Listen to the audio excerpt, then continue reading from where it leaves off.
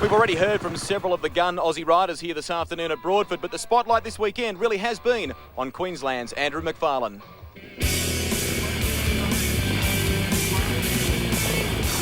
After winning the National Motocross Championship in 1999 and totally dominating the Australian Supercross Masters last season, it seemed logical that Andrew McFarlane would venture overseas.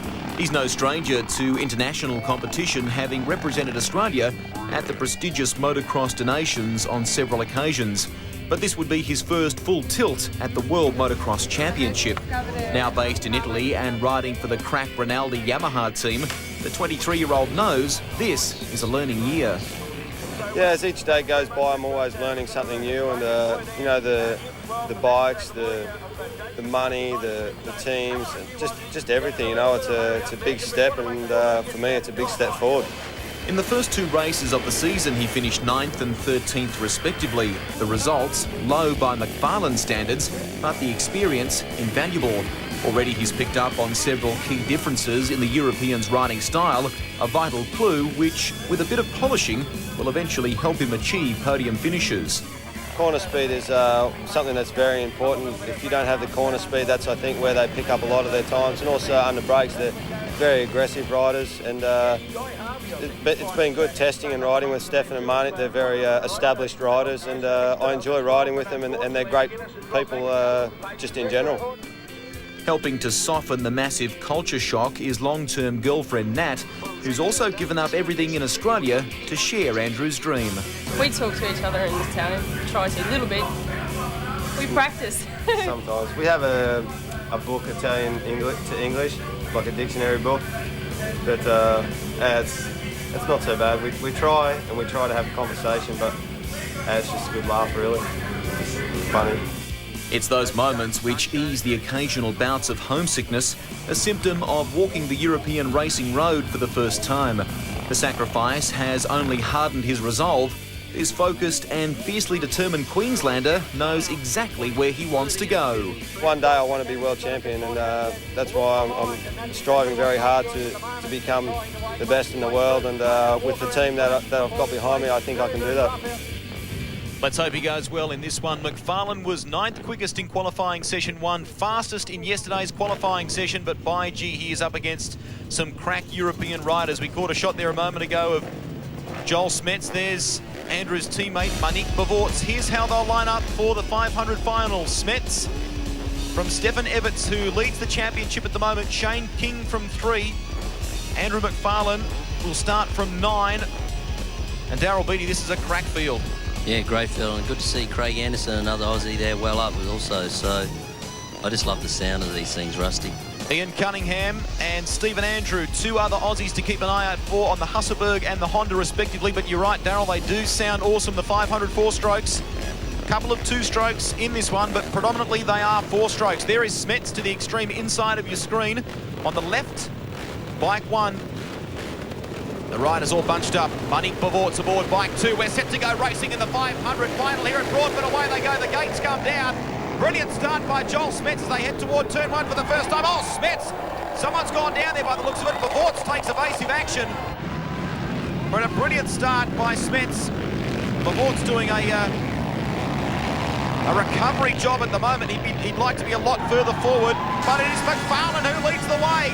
It's difficult to tell from our commentary position, but McFarlane has done what he does typically and stormed out of the gates to take the lead. A brilliant start by the youngster from Australia, and you can hear the crowd here at Broadford going absolutely ballistic. This is a sensational start. Yeah, it's great for him. Everyone said he was good off the start, and all the European riders as well. And he's whole shot, and it's always nice. There it is there. First man around the turn, and everyone bunches up in there behind him. But it's so nice to get a clear run on early if you can and just get away from all the trouble. That replay shows just how he launched off the start line. And look at this. Despite the experience of the guys around him, McFarlane was unfazed and shut the door on them to hold the lead from Stefan Everts in 2nd position. As they went through that first turn, Smets was actually in 2nd, but he got pushed wide, or ran wide, and he's a couple of lengths further back. Former Australian motocross champion, a guy who was outstanding in the Supercross Masters Championship. but the Rinaldi team have taken him on board this year. He admits that this is a bit of a learning year, but by gee, he loves turning it on for the home crowd. This time last year, he led one of the races here at Broadford and doing a sensational job aboard the Yamaha from Evans, multiple world champion in second position. Listen to the crowd here, Daryl. They are just loving this. Yeah, it's awesome, and it's not only these guys have got, you know, they're the last race of the day in the new championship format, and they, you know, the track's really cut up now, and they've got these big 500s, heavier and a lot more horsepower than all the other bikes to get around here now. It's really rough. Joel Smets aboard bike one. Just getting around Johnny Lind, or endeavouring to. At the bottom of the circuit, we saw Evans come through there aboard the Yamaha, but Smets is the reigning world champion. Rides a little differently to some of the other riders, Daryl. Incredibly confident aboard this KTM. He is. He's a really, you know, obviously all the guys very fit, but Smets definitely muscles the bike around a lot. You can, you know, you compare him to someone like Evans. It looks really smooth and it doesn't look like he's trying, but Smets definitely muscles it around. Maurizio Dini aboard the Yamaha has gone down. He's A-OK. But Andrew McFarland, the 23-year-old from Queensland, is leading the way in this one. This is a replay of Dini going down. Now, what happened there? It just looks like he's got on the rear. It's got caught. And see him kick-starting here. That's the luxury that, say, Smets' bike has with that electric start. He's away straight away. McFarland now starting to feel the pressure from Stefan Evans. Two Yamahas out in front. The Rinaldi entry in the hands of Australia's Andrew McFarlane, an Aussie leading the way in his home 500 GP. You can hear the horns being tooted and the crowd cheering and clapping here at Broadford for Andrew McFarlane. Won the Australian Motocross Championship in 1999. That's the second time that he won it. Was dominant aboard a Kawasaki last year, but has relished the change to the Yamaha 426. Out in front from Evans. And look at this. Smets has gone down. Joel Smets has put the KTM down, bitten the dirt. He's back up, but that has cost him some time. Yeah, definitely early on you see him run through that downhill section there behind Andrew and Evans, and, you know, really having a go. The bike stepping out, getting out of shape quite a bit. He's definitely, like we said, muscling around. He's really having a go early. Well, this is only going to fire Smets up, you'd think, as they come across the start-finish line. Once again, we've had a change of position at the front. Stefan Evans has taken the lead aboard the Yamaha from Andrew McFarland, but the Queenslander will not give up. You can bet on that. Tremendous support from him here. But Evans is the man who is leading the way, and this year he's endeavouring to do something a little special in terms of the championship. Stefan Evans wants to win the triple, a former 125 and 250 world champion. It's interesting to watch Evans earlier on there, Rusty, through that top left-hander there, just standing up the whole way through all the track. Downhill, still standing up. He's on his feet a lot, and so is this guy here. You see him up on his feet a lot also. Really deep ruts starting to appear in this track now. Oh, for sure, yeah. Here's a replay. Yeah, he just gets to see the rear wheel just over the outside of that rut there, and he gets on the throttle and it just falls over on its side. The circuit is very different in places too. It's a little damp in some of the shaded areas around the trees, but in other parts very dry. Keep in mind, we've had a 250 Grand Prix already here today and a 125. This is the big one, the final, the 500s. And Smets on this fight back trail. Stefan Evans leads the way. See Smets struggling for traction out of that corner. There's the gap between our leader and third position. The man that splits them is Australia's Andrew McFarland aboard the white Yamaha, bike number 29. This is Joel Smets, the reigning world champion, aboard the KTM. Yeah, it's not a bad spot to be either, to split two guys that are going to definitely be going head-to-head for the whole season. There's a long battle there to be achieved by the end of this year. The KTM team as well are backed up by a pretty strong crew here in Australia. It's Robbie Twirol, but for the the European team. Kurt Nickel is their team manager, a 4-time vice world champion and a former winner of the Motocross to Nations. Very strong engineering talent as well. And they show off just how strong the machinery is with the calibre of rider of Joel Smets. But you can't speak highly enough of McFarland's performance here at the moment. He's doing a sensational job in second position. Keep in mind, he finished 9th in the season opener in Spain, 13th in the last round of the championship, so this is a really strong result. And if he can stay where he is, that'll be great for his championship points. Oh, for sure. And the good thing about it is just that start, you know, hole shotting that start, getting away early. You know, there's nothing worse than, you know, flanking a start or something and get mixed up, you know, mid-pack and having to work your way through. It's good to get out of trouble and get into a rhythm and get on with the race early. Well, even though we are only in the early days or early stages of this championship, this is only round 3. Smets is very quickly onto the fact that McFarland is a quick starter. He was recently quoted in a motocross magazine as saying that McFarland is perhaps the quickest starter in the field and regularly gets the hole shot, so he knows that that is one of Andrew's strengths. So the reigning world champion straight onto it. And now Smets is doing battle with McFarland as they come through Alpine Star's turn. Look at Smets looking for the inside line here. And McFarland shuts the door on him, so McFarland is prepared to argue. I don't know whether there was contact between the two of them there, but Smets moves into second position. McFarland is in third and fighting hard.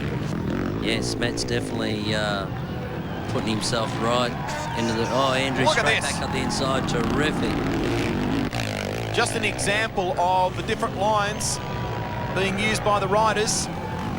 The Yamaha 426 in the hands of Australia's Andrew McFarland, bike 29 and bike 1 in behind him. The KTM 520, which is in trouble. Smets is in trouble. Now you can see him grabbing there with the throttle by the looks of things. Now I wonder when he's had contact with McFarland if maybe he's had a little bit of damage on the way through. Well, we look back on it, he's popped up the inside of Andrew into that turn and maybe had a little contact, but also we're going to remember he had that fall earlier on the right hand also, but so maybe the two of them together has created some trouble there with the throttle or brake lever or something. Well, Shane King has come through and a few others. They've gotten past him, so he's fallen back. There's King, in fact, in 6th position. Monique Bavorts is in 5th, but look at this. There's been a change in position again.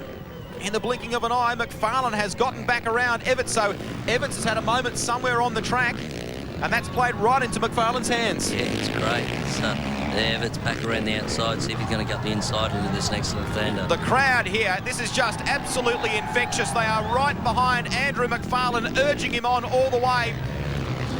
Just 23 years of age. Keep that in mind. He's up against some older and a lot more experienced competitors. This is one of them, Joel Smets, who rejoins the field.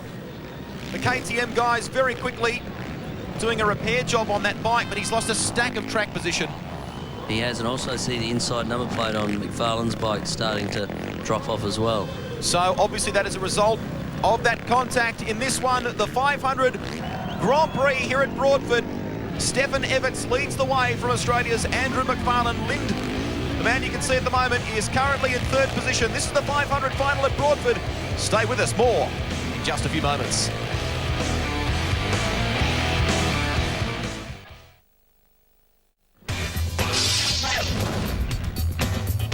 This is round 3 of the World Motocross Championship, coming to you from Broadford in Victoria, right here on your home of motorsport. This is Monique Bavorts aboard bike 2, teammate to Australia's own Andrew McFarland, who currently sits in 2nd position.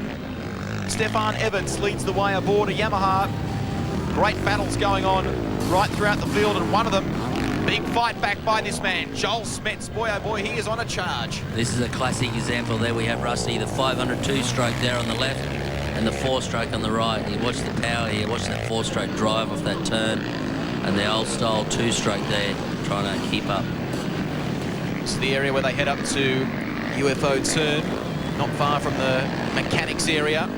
Crews keeping an eye on the progress of their teams, and the KTM boys will be keeping a very close eye on Joel Smets. Look at the different line. He is absolutely charging at the moment, the reigning world champion, as he claws his way back up the leaderboard. Cedric Melotti the Belgian, aboard bike 99, his next victim. This is unbelievable here today at the moment. It's almost reminiscent, I guess, Daryl, of a 500 circuit bike GP, the way the crowd is carrying on. Oh, we've had a moment there for Smets. Yeah, Joel came out of that turn. Getting on the throttle really hard there, and the thing just coming around like it did earlier on.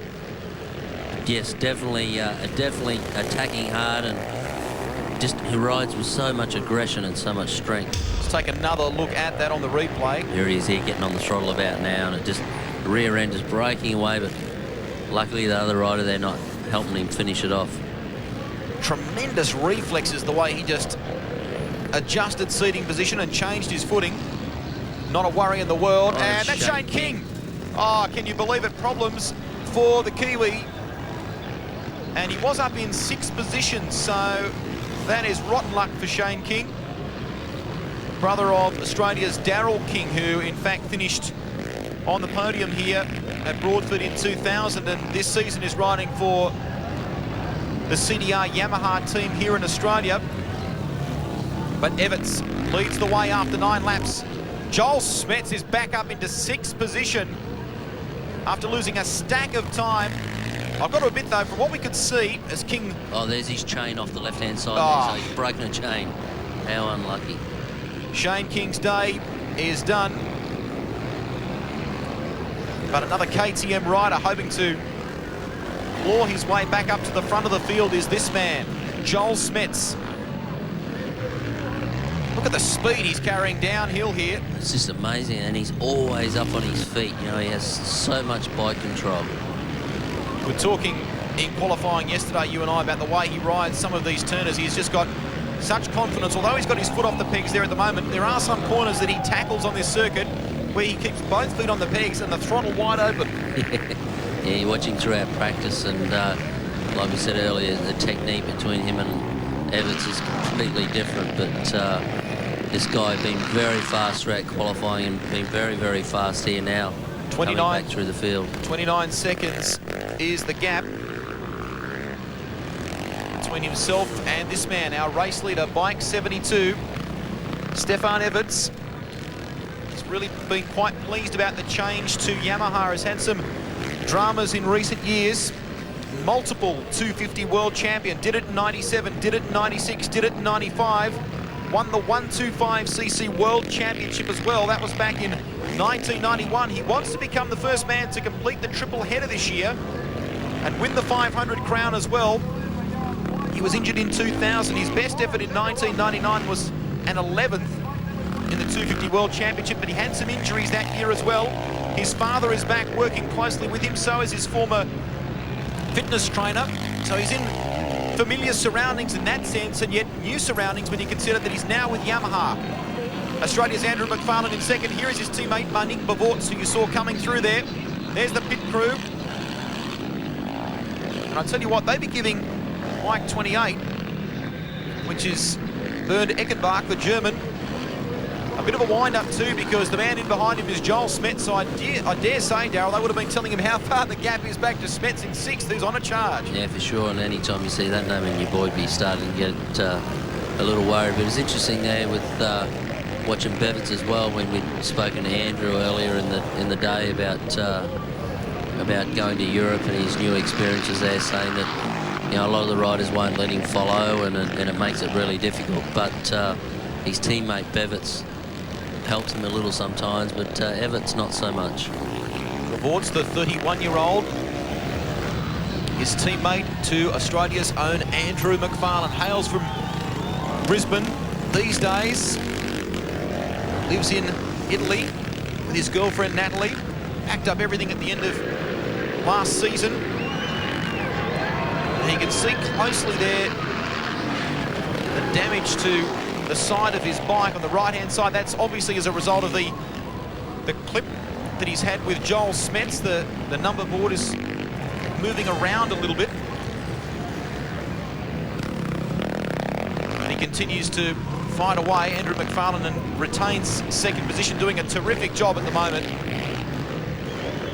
The gap is quite a reasonable one to Everts, who's ahead of him, but Everts, keep in mind, has had a fall today already, so anything can happen here. Yeah, as you know, it's Smets has had his troubles, but obviously we didn't catch to see Evans's fall, but definitely feeling the pressure earlier on. Whether his pit boards were telling him that McFarlane was still hanging there and he was trying to pull more of a gap, but a lot of the top guys feeling the pressure early on. How much will this be firing up a guy like Bavorts? Because one of the first things everyone says is you've got to beat your teammate when you're in situations like this. Yeah, and it's definitely hard too. He's there he is there. He's not that far behind Andrew, but he's doing everything he can to try and get up there with those guys. And at the moment, the best thing for the Team Rinaldi team is that they have 3 bikes in the top 3.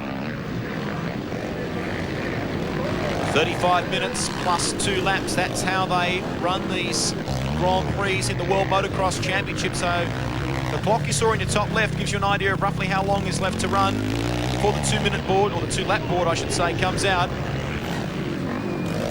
Bike 17. Francisco Garcevico, the Spaniard, riding for the Telefonica team. Just noticing the way that he's tackling the circuit, Darryl. You can see on the downhill run there some of those bumps. Yeah, it's getting really bumpy, and you see Smets and Evans, some of those fast guys, staying on the high line there and running it out into the looser part of the track and trying to get some drive out there high. It's definitely getting shiny down low in some places, like Andrew was telling us early on, and very hard and very slick. A lot of these guys opting for that higher, softer line. For the people at home, you might want to explain when the best time to come out of the seat is and to try and put some weight on the front of the bike, and when to sit down on it, for example, is... Yeah, obviously these big 4-strokes out of a tight turn like this, the things have got so much grunt, so you want to get up over the front of them and just feed that power and easy. You go getting on them, they're just going to spin up, especially on a hard surface like that. When it's a little more damp and a little looser, there's a lot more drive available, but definitely hard and slick at the moment. That is one of the real strengths too of the 4-stroke, isn't it? It's very much a talky bike, got a lot of down low power.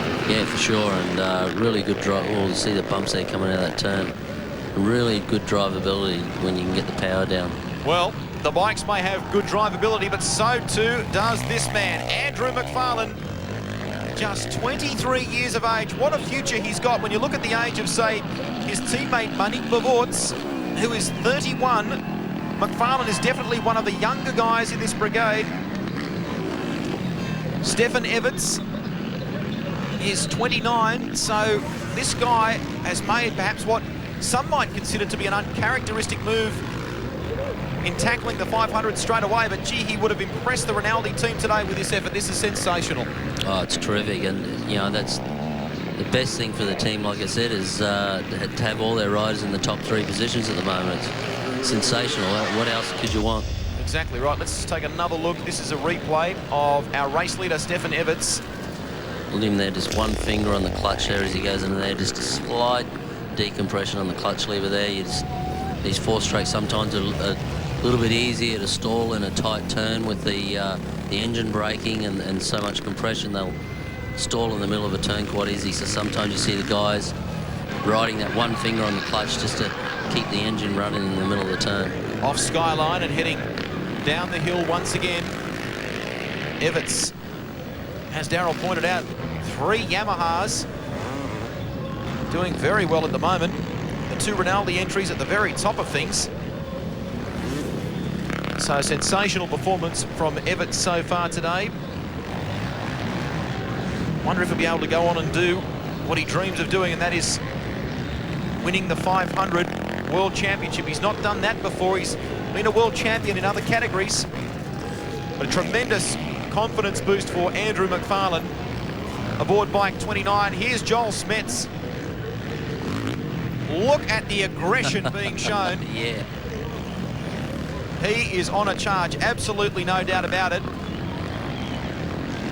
And despite that problem early on, this KTM looks strong now. Yeah, looks great. He's a pleasure to watch. It's great to watch him in action. Well, there's still loads more to come your way here from Broadford. This is round 3 of the World Motocross Championship. Right now, Stefan Everts leads the way aboard a Yamaha. From Australia's Andrew McFarland, Joel Smets is in 6th position. We'll come back with more in just a few moments.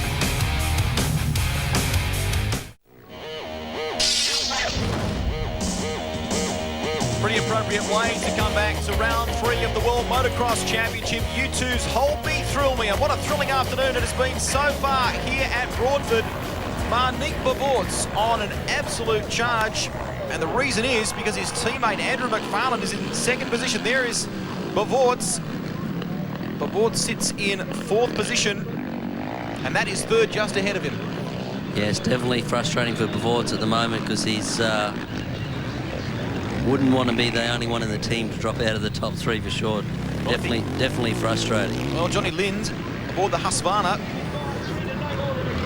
He's the man who's splitting this brigade of Yamahas at the front of the field, and if Bavorts can get around him, there'll be 3 Yamahas in the top 3. Just caught a glimpse out the corner of our eye in the top right-hand corner of the screen a moment ago of Joel Smets, who is continuing this meteoric rise back up the leaderboard after coming into contact with our own Andrew McFarland. There's McFarland in 2nd.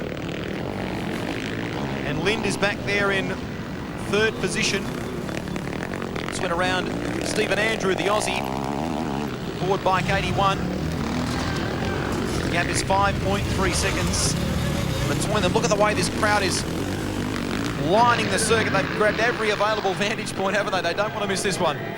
No, they definitely. Oh, I think it's terrific, you know, to see a guy come to his home Grand Prix here and in his first full European season, and to be running in 2nd position in company like this is just, it's fabulous, and it's great for all the Australian fans. I really get behind him for the rest of the year. Well, Bavorts is getting ever so close to Lind, the Husqvarna rider.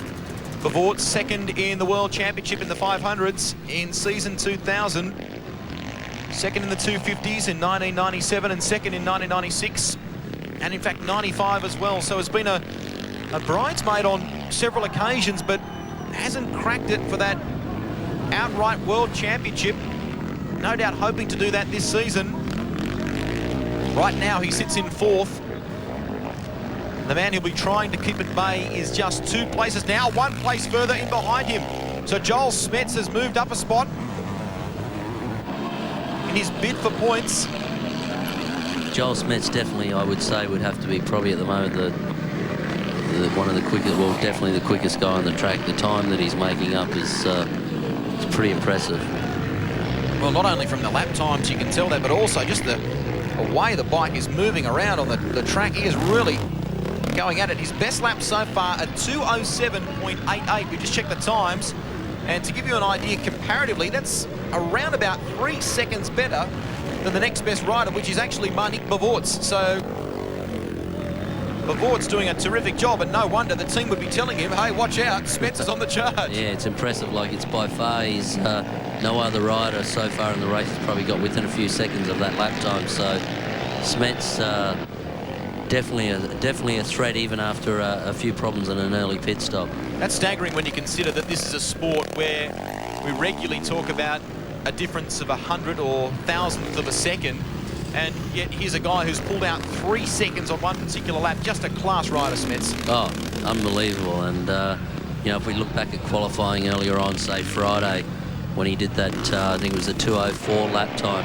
that was a few seconds quicker than anyone else could get to, and he just went out and just did that 1 lap and reeled that time off. He's definitely a man that can pull one out of the hat when he really has to. That was something special. Here's another rider who's in, I guess, the special category, you might say. If you've just joined us, this is Stefan Everts, who leads the way in the 500 final of round 3 of the World Motocross Championship. There's the point standings coming into this round. Everts leading the way, and no wonder Smets is riding like a man possessed, because he's determined not to let Everts get too big a lead in this World Championship. We're heading for home, so Everts can, I guess, just afford to cruise to some degree. He can, yeah. He's definitely got a healthy lead there, and you see him using that high line down into that. Now, hear that bike coming out of that turn. It definitely sounds like.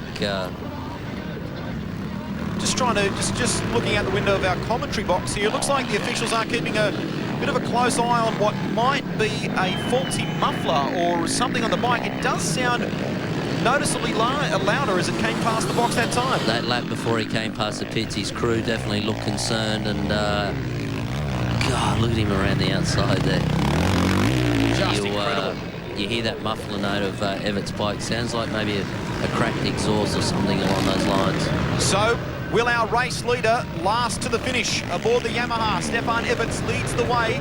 Joel Smets, what a remarkable ride this has been from a guy who was all but out of contention in this one after coming together with Australia's Andrew McFarland. There was some sort of problem with either his clutch or front brake lever. They appear to have fixed that and sent him back on his way, and he has staged an incredible fight back. Currently in 5th and out after Monique Bavorts in 4th position. But here is Evans, and let's listen. Yeah, there is something definitely wrong with that bike.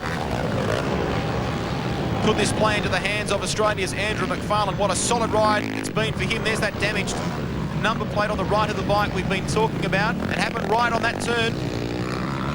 His contact with, well, this turn I should say, his contact with Joel Smets.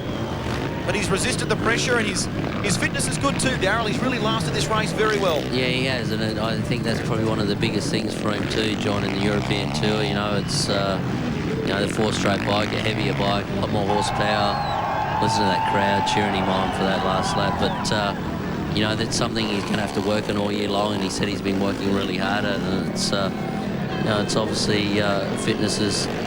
You know, if you're tired by the end of the race and then you're losing concentration trying to hold on one of these things around a track like this. What a special day it is for Australian motocross. It's been a while since we've seen someone of Andrew's calibre. Let's hope this year continues the way that it appears to be going for him. You've got to cast your mind back to 1989, I think it was, when Jeff Leask finished runner-up in the championship. It's been a long time between drinks for Aussie, so let's hope 2001 continues along the way that it has been today for Andrew McFarland in 2nd position. His Yamaha teammate, if you like, in Stefan Everts leads the way and is on course to take this one out, but he is struggling a little bit. The bike is, here it is. Yeah, you can really hear it there out of that turn. You can't see the muffler or the silencer there being loose or anything, so I'd say sometimes titanium pipe, yeah, you can hear it really there like an exhaust leak. Sometimes titanium pipes can get a bit of a crack in them or a fracture, and it's just leaking out of one of the joints or where it's bolted on somewhere. Well, it'll be interesting to see if he has broken the strict noise limitation that exists for these bikes and just what the officials may or may not say about it. But right now, he is the man. Stefan Everts has had a fall in this race and staged a brilliant recovery to get back around Andrew McFarland, and he is on course to take out the 500 final in round 3 of the World Motocross Championship. The 29-year-old Belgian, former 250 and 125 world champion, currently leads the 500 series, and this is more valuable points to add to his 2001 campaign. He takes it out in fine style. Stefan Everts, you can see him raising his hands there too. Yeah, I'd say those raising those hands is that he knows what the rules are, and there's definitely going to be some people question that noise with the exhaust pipe. Well, this is a special moment for Australia's Andrew McFarland. The cheers and congratulations of the Rinaldi Yamaha team and the Aussie crowd that are here today as he makes his way back into pit lane. Look at him. A well-deserved 2nd position. There is our winner. We'll recap the results for you. Lind hung on to 3rd position. Monique Bavorts by the narrowest of margins. Look at that. Half a second over Joel Smets, who recovered to finish in 5th. That is quite an incredible performance from the 4-time world champion, the 4-time Belgian champion, and the 2-time winner of the Motocross Donations, Craig Anderson. That is a good performance as well from the Aussie, riding a KTM. So a good performance from Anderson. And we'll take a break here from round 3 of the World Motocross Championships and come back to wrap it all up. Daryl Beattie will talk to our winner and, of course, Andrew McFarland.